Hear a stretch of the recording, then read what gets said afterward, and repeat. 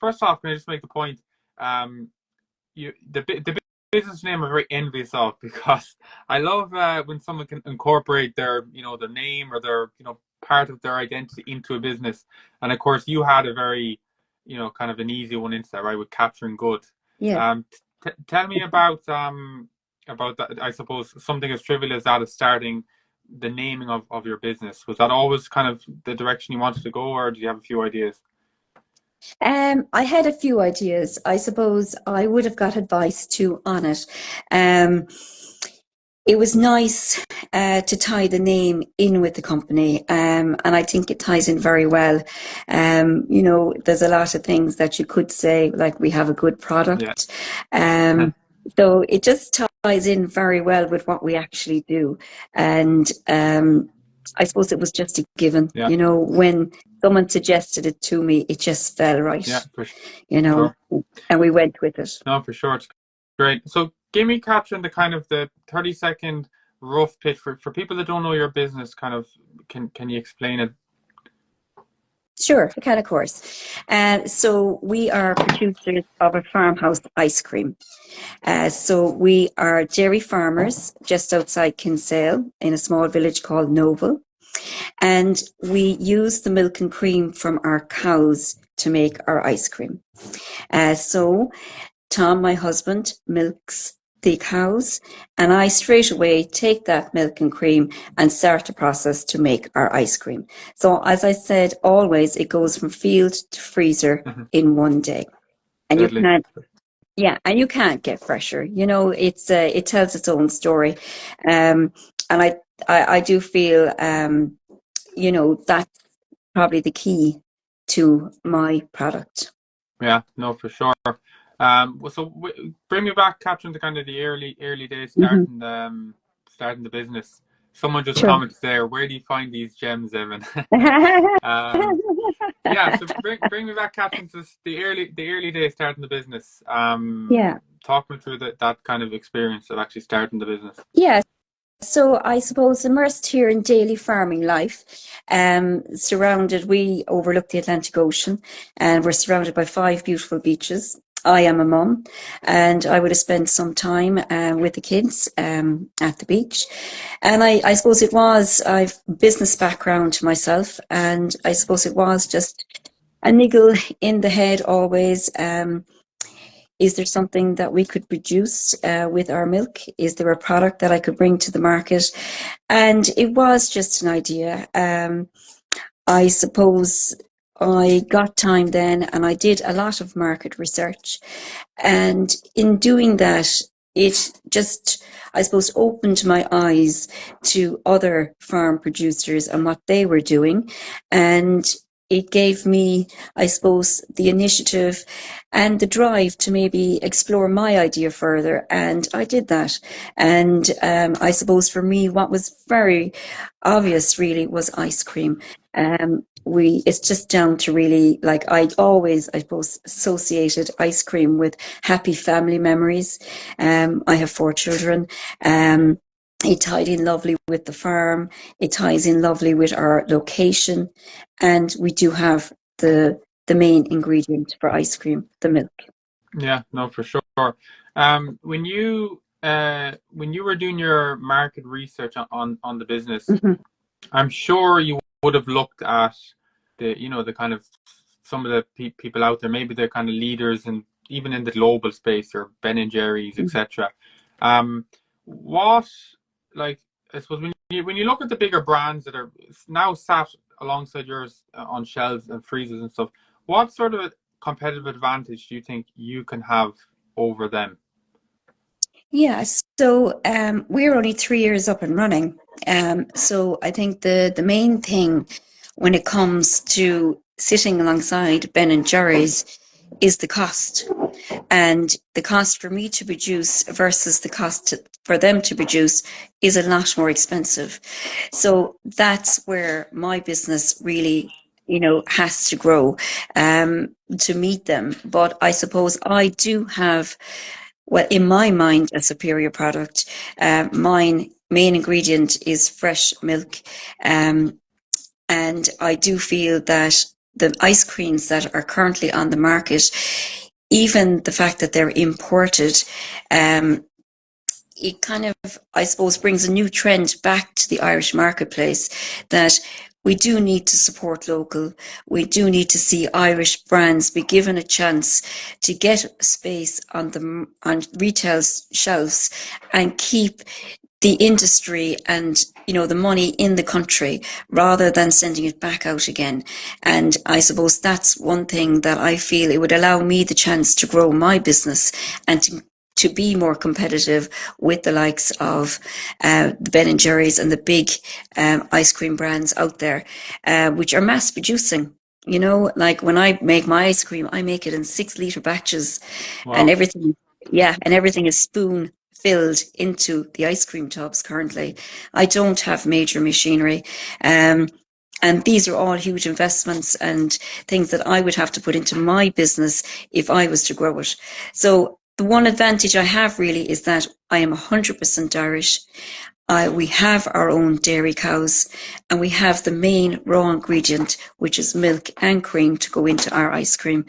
And I'm quite confident in saying that the other brands that are sitting alongside me, their main ingredient would not be of the same quality. For sure. Here, no, absolutely. Can I ask you about so you've partnered with Lidl.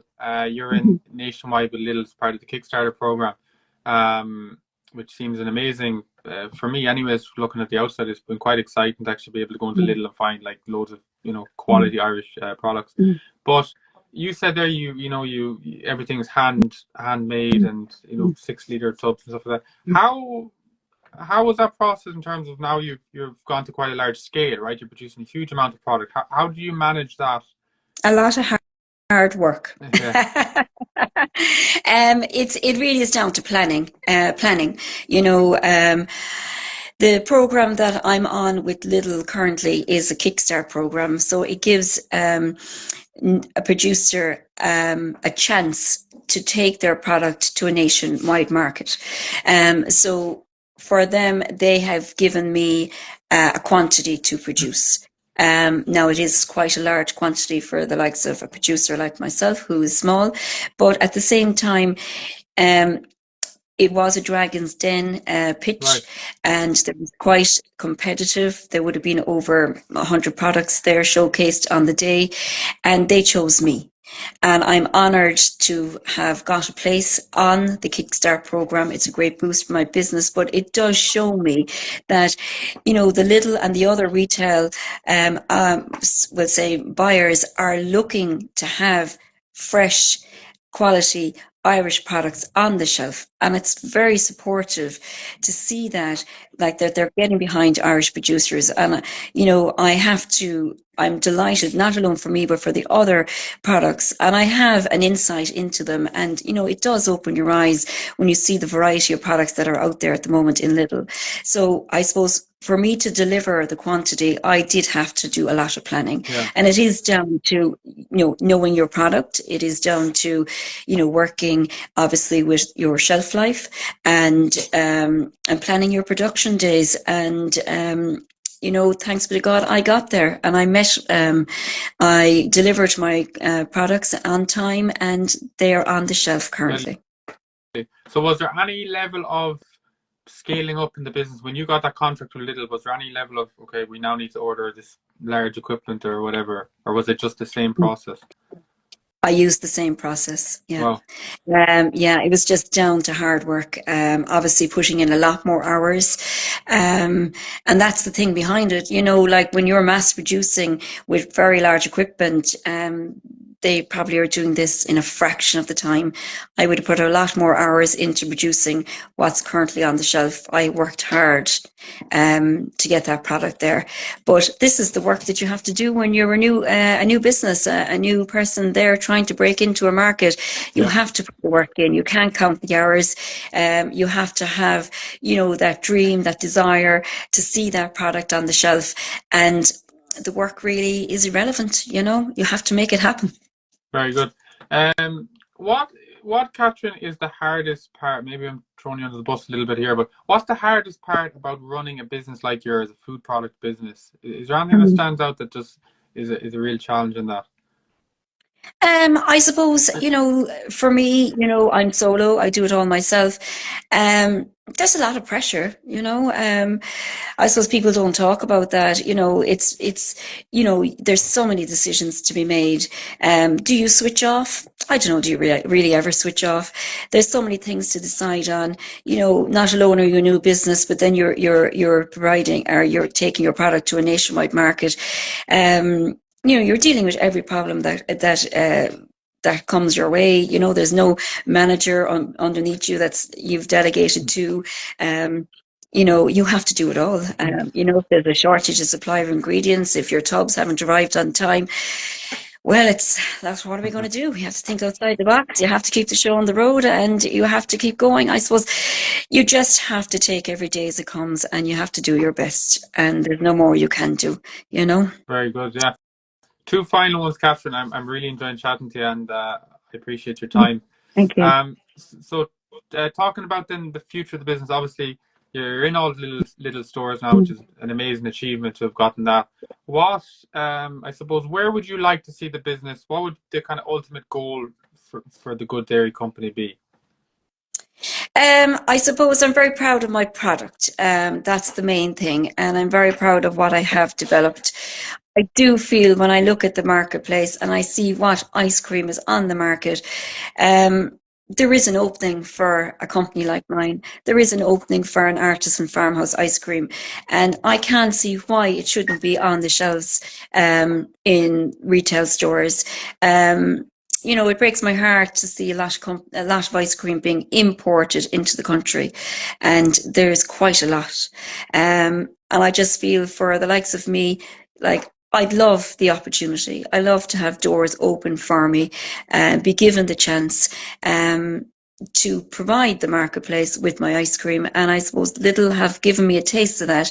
And yes, I would like more. Excellent. So, yeah, so it's hard to say, you're a new business, you're 3 years up and running. And I suppose the main thing, all you want to do is see your business grow and grow year on year. And that's the main thing, really. For sure. Catherine, I could talk to you all day. I'm going to finish up on one final one, kind of a slightly left of field question. I'm sure I know from when I have chats with people like this and entrepreneurs, no more than myself, I'm always kind of looking at different industries and business stuff, and always kind of admire different businesses. Is there any other food product or business out there that kind of you would most admire at the moment? Yeah, so I suppose for me, it's always been Glenennan Farm. They're a West Cork producer of yogurt. I think they're they're over 25 years in business. Wow. Yeah. They started from very humble beginnings in their kitchen making their yogurt, and they are in every retail store in Ireland, and they also export. And I think that is phenomenal. And to survive in the marketplace for that length of time, but also to grow their business to that level. And I suppose we'd all aspire to that, but they did not get there very, easy. That was a long, hard road. And I suppose there's so much that, I've watched them grow over the years. They'd be a similar business to me. They use their own milk as well from their cows. And I suppose for me, yeah, I would be very much inspired by them. Incredible. Deadly. That was, I actually have a tub of that in my fridge. that I need to eat. Catherine, thanks so much. It was an absolute pleasure to chat to you, and it's amazing to see the success you've had, and and your story as well, and the brand that you have. I'm really rooting for your success. Oh, thank you ever so much, and thanks for giving me the time tonight. Just give you a little snippet into my business. Yeah. All right, thanks. Thanks so much, Catherine. Chat to you soon. Bye now.